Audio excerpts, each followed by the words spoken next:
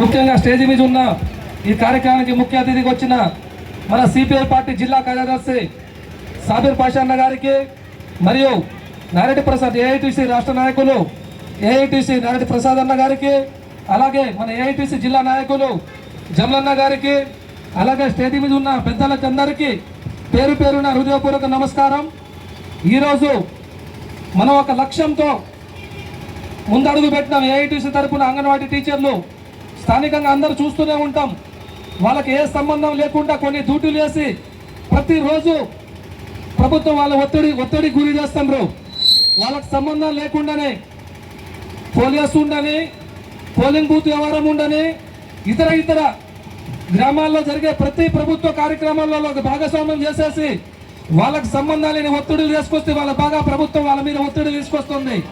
వాళ్ళు చేసే డ్యూటీ అంటే టీచర్ డ్యూటీ, వాళ్ళు చేసే డ్యూటీ చేసుకోకుండా కొన్ని సంబంధం లేని డ్యూటీలు పెట్టించి కూడా వాళ్ళ ఒత్తిడి తీసుకొచ్చి దాని తగ్గట్టు వేతనం కూడా ఇవ్వట్లే. ఇప్పుడు ఇచ్చే 13,000కి ఇప్పుడు ఏమొస్తుంది? 13,000కి ఏమి సంబంధం లేకుండానే వస్తుంది. ఇప్పుడు కనీసం 18,000 జీతం చేసి ప్రభుత్వం వీళ్ళని ఆదుకోవాలని అనుకుంటున్నాం. ఈ చేసే డిమాండ్ ని ప్రభుత్వం తక్షణమే పరిగణలో తీసుకొని లేని పక్షంలో తక్షణమే అక్కడ హైదరాబాద్ సెక్రటరీ ముట్టడిచి ఇక్కడ నుంచి ఇప్పుడు కొత్తగూడెం ధర్మ మాత్రమే కాదు, ఇది ఇక్కడ నుంచి వాస్తవంగా పెద్దలు చెప్పుకొచ్చిండ్రు. ఇక్కడ నుంచి హైదరాబాద్ దాకా కూడా పాదయాత్ర చేసి దానికి భారత కమ్యూనిస్ట్ పార్టీ రాష్ట్ర కార్యదర్శి గారు కోనేరు సాంబశివరావు గారు కూడా ఫుల్ మద్దతుగా ఉన్నారు మనకు. అప్పుడు అసెంబ్లీలో కూడా దీన్ని ప్రశ్నిస్తుండ్రు. ఆడబిడ్డలు పాపం వాళ్ళు చేసే ప్రతి కష్ట సుఖాలు చేసి వాళ్ళు తగ్గట్టు వేతనం ఇవ్వకుండా వాళ్ళకు అన్ని విషయాలకు ఆర్థికంగా గురి చేస్తున్నారు. దాన్ని తక్షణమే పరిష్కరించాలని ప్రభుత్వాన్ని హెచ్చరిస్తున్నాం. ఇప్పుడు మొన్న జరిగిన మీటింగ్ లో కూడా స్థానిక శాసనసభ్యులు గారు అసెంబ్లీలో మన వేదిక ద్వారా అసెంబ్లీకి ప్రశ్నించారు. అంతకుముందు 9,000 జీతాన్ని 13,650 తెచ్చిన ఘనత కూడా మన స్థానిక శాసనసభ్యులు గారిదే. ఇప్పుడు కూడా తక్షణమే ఈ మీరు చేసే అన్ని డిమాండ్లను తక్షణమే రాష్ట్ర ప్రభుత్వం చొరవ తీసుకొని పరిష్కరించాలని కోరుకుంటూ Kothagudem corporation Bharat communist party తరఫున మీకు వెళ్ళ తోడుకుంటానని సభాముఖంగా తలుచుకుంటూ సెలవు తీసుకుంటున్నాను. పాదయాత్ర ఉద్దేశించి మనకి మేయర్ గారికి ధన్యవాదాలు తెలియజేస్తూ ఇప్పుడు మన ఈ పాదయాత్రను ఉద్దేశించి సిపిఐ జిల్లా కార్యదర్శి గారు, డైనమిక్ హీరో గారు, నాయకుడు సాబిర్ పాషా గారిని మాట్లాడవలసిందిగా కోరుచు.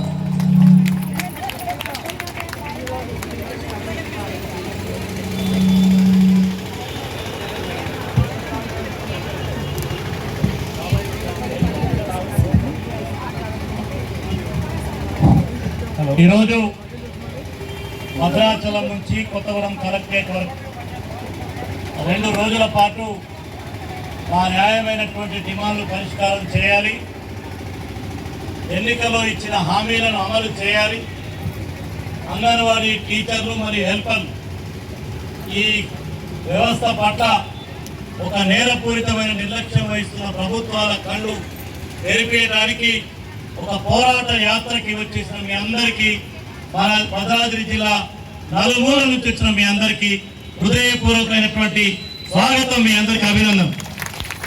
వేదిక మీద మరి రాష్ట్ర అంగన్వాడీ హెల్పర్స్ అదేవిధంగా వర్కర్స్ యూనియన్ నాయకులు కరుణావతి గారు ఇక్కడే ఉన్నారు.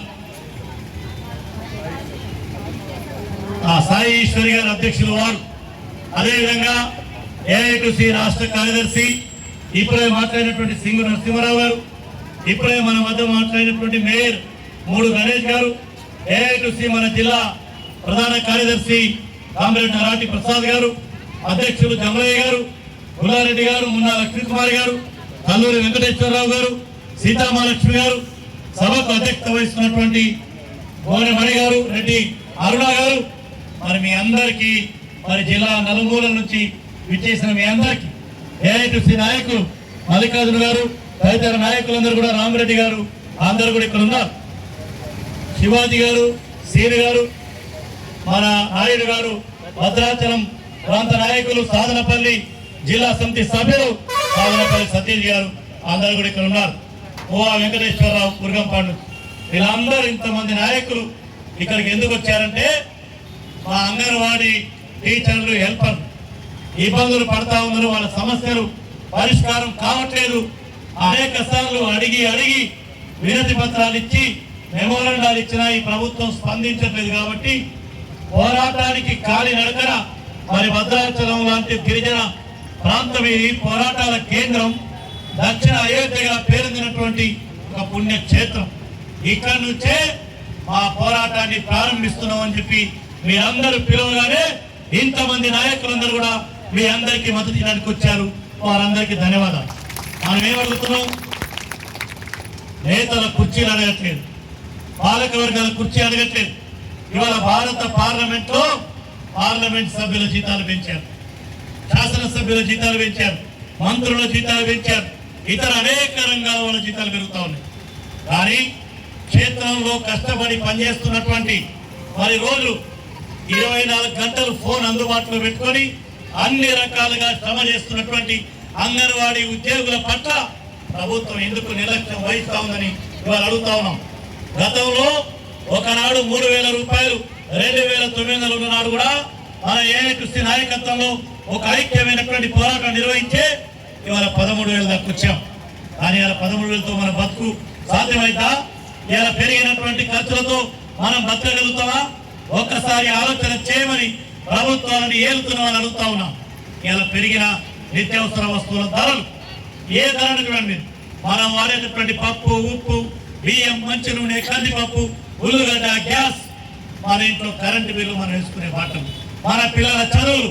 ఇవాళ ఉదయమే చాలా మంది తల్లిదండ్రులు వచ్చారు. గవర్నమెంట్ స్కూల్లో అడ్మిషన్లు సరిపోవు. ఎల్కేజీకే 20,000 30,000 ఫీజులు అవుతున్న నేపథ్యంలో మన బతుకులు పిల్లల్ని చదివించాలి. సొంత ఇల్లు లేని వారు కిరాయి కట్టాలి, కరెంట్ బిల్ కట్టాలి, కిరాణా సామాన్లు తెచ్చుకోవాలి, ఏదైనా జబ్బు వస్తే వైద్యం చేయాలి. ఈ అన్ని ఖర్చులు ఈ 13,000 రూపాయలతో బతుకువారు సాధ్యమైందా?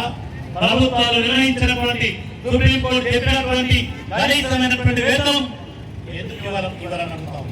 ప్రైవేట్ కార్మికులుగా బట్టల షాపులను లేదా మరెక్కడో పనిచేసే కాడ ఇవ్వకపోతే కొట్లాడి ఇప్పగలుగుతా ఉన్నాం.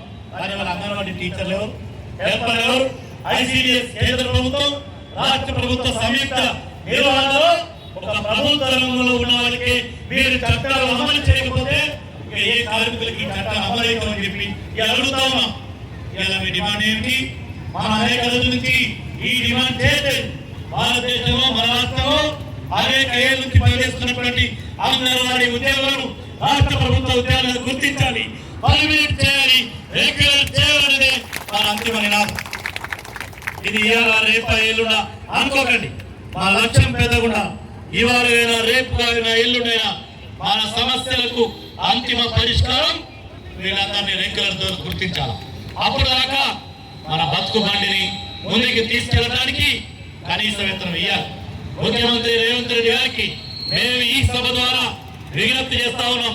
ఎన్నికల ముందు గత ప్రభుత్వం ఇయ్యలేదు, మీరు మేనిఫెస్టోలో పెట్టారు. అందరం కలిసి ఆనాడు మీరు చెప్పారు, మా ప్రభుత్వం వచ్చిన వెంటనే అంగన్వాడీలకు 18,000 రూపాయల కనీస వేతనం అమలు చేస్తామని చెప్పారు. ఇవాళ మీ ప్రభుత్వం వచ్చి 2 సంవత్సరాల 8 నెలలు అయింది. ఎందుకు అమలు చేయలేదు?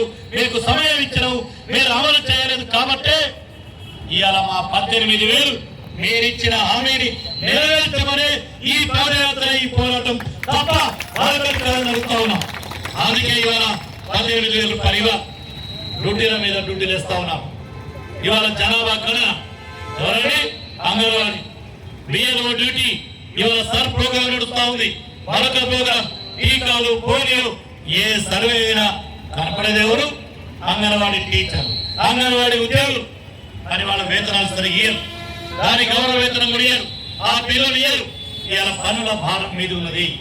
ఏదైతే ఎంఆర్ఓ ఫోన్ చేస్తారో, ఆర్డీఓ ఫోన్ చేస్తారో, సిడిపిఓ చేస్తారా, పీడీ చేస్తారా, సూపర్వైజర్ చేస్తారా, సర్పంచ్ చేస్తారా, కార్పొరేటరా? ఈ ప్రజాప్రతినిధులు, అధికారులు ఒక్కళ్ళు కాదు, మనం 10 మంది ఈ జవాబుదారీగా ఇవాళ పనిచేస్తున్నటువంటి అంగన్వాడీ ఉద్యోగులు. జవాబేమో 10 మందికి చెప్తున్నాం. పని భారంతో, పని ఒత్తిడితో, ఆందోళనతో చాలా మంది అంగన్వాడీ ఉద్యోగులకు షుగర్లు వచ్చినాయి, బీపీలు వచ్చినాయి, అనేక రకాలైన అనారోగ్యానికి గురవుతా ఉన్నారు.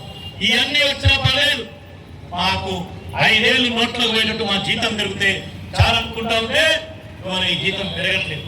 రోజు రోజుకి ఈ ఐసిడిఎస్ వ్యవస్థని నిర్వీర్యం చేయాలని కుట్ర కొనసాగుతాం. కానీ వాళ్ళ భారతదేశంలో గర్భిణీ స్త్రీలు పిల్లలు వాళ్ళకి పౌష్టికారం అందిస్తా ఉన్నారు. గర్భిణీ స్త్రీలు గతంలో ప్రసవ మరణాలు ఉండేది. అంటే ప్రసవించేటప్పుడు కూడా చాలా మంది చనిపోయారు. తల్లి చనిపోయింది, పిల్ల చనిపోయింది. కానీ వాళ్ళ ప్రసవ మరణాల రేటు తీవ్రంగా తగ్గిపోయి ఇవాళ డెలివరీ ఎంత మారుమూల ప్రాంతాల్లో కూడా ఒక గర్భిణీ స్త్రీ డెలివరీ మరణాలు తగ్గిపోయినంటే ఎవరైనా కారణం అంటే ఇవాళ గంటాపదంగా చెప్తా ఉన్నాం. ఈ ఐసిడిఎస్ అంగన్వాడీ కార్మికులే, ఈ అంగన్వాడీ ఉద్యోగులే. చిన్నపిల్లల మరణాలు, శిశు మరణాలు తీవ్రంగా ఉండేది. కానీ ఇవాళ చిన్నపిల్లల మరణాల రేటు బాగా తగ్గిపోయింది. అభివృద్ధి చెందినటువంటి దేశంగా ఉన్న భారతదేశంలో చిన్న పిల్లలందరూ బాగుంటున్నారంటే వాళ్ళకి సకాలంలో టీకాలు, వాళ్ళ పౌష్టికారం ఇవన్నీ నేర్పించింది, అందించింది, వాళ్ళ చైతన్యం కల్పించాలంటే అది ఐసిడిఎస్ అంగన్వాడీ ఉద్యోగులైనటువంటి విషయాన్ని గుర్తుపెట్టుకోవాలి. ఇవాళ గర్భిణీ స్త్రీలు, గిరిజనులు, దళితులు, బలహీన వర్గాల వారు వారి కుటుంబాల ఆర్థికంగా పేదరికం నుండి సరైన తిండి తినకపోతే వాళ్ళు గర్భంతో ఉంటూ ఏ తిండి తింటే పౌష్టికారం ఉంటారు, బలిష్టంగా ఉంటారు, మంచి బిడ్డలు మీకు పుడతారని నేర్పించి ఇవాళ సమాజానికి, దేశానికి ఆరోగ్యకరమైనటువంటి పౌరులను అందించినటువంటి బాధ్యత, అటువంటి కర్తవ్యం నిర్వహించిన వాళ్ళు ఎవరంటే అంగన్వాడీ ఉద్యోగులని సర్వోన్నతంగా చెప్తాం. అది అంగన్వాడీ ఉద్యోగుల పాత్ర ఏంటి? ఒకటి స్కూల్ నడపడం కాదు, చిన్నపిల్లలకు చదువు కాదు. భారతీయ సమాజం, ఈ దేశం ఆరోగ్యకరమైనటువంటి మనుషుల్ని తయారు చేస్తున్న వాళ్ళు ఎవరంటే మీరే. మిమ్మల్ని పోరాడి నేను చెప్పలేదు, ఇది వాస్తవం. కాబట్టి ఆరోగ్యకరమైనటువంటి ఆధునిక భారతదేశ నిర్మాణానికి ప్రధానమైనటువంటి చోదక శక్తి రావాలంటే అది ఐసిడిఎస్ అంగన్వాడీ ఉద్యోగులు అని వీళ్ళ పట్ల ప్రభుత్వం నిర్లక్ష్యమే. ఇవాళ అంగన్వాడీ బిల్డింగ్లు చాలా చోట్ల లేవు, అదే రావు, అదే సకాలంలో రావు, లేదా మనం పెట్టినటువంటి బిల్లులు రావు. మన జీతం జాడీలు చేసే పని మారు. అందుకని ఇవాళ రాష్ట్ర ప్రభుత్వాన్ని హెచ్చరిక చేస్తా ఉన్నాం, కేంద్ర ప్రభుత్వాన్ని హెచ్చరిక చేస్తా ఉన్నాం. ఈ అంగన్వాడీ ఉద్యోగులు శ్రామిక మహిళలతో పెట్టుకున్నటువంటి ఏ ప్రభుత్వాలు మనజాలలేదు, ఏ ప్రభుత్వం నిలబడలేదు. ఇవాళ కోటాను కోట్ల రూపాయలు, వందల వేల కోట్లు ఖర్చు పెడుతున్నటువంటి ప్రభుత్వాలు మా ఐసిడిఎస్ ఉద్యోగుల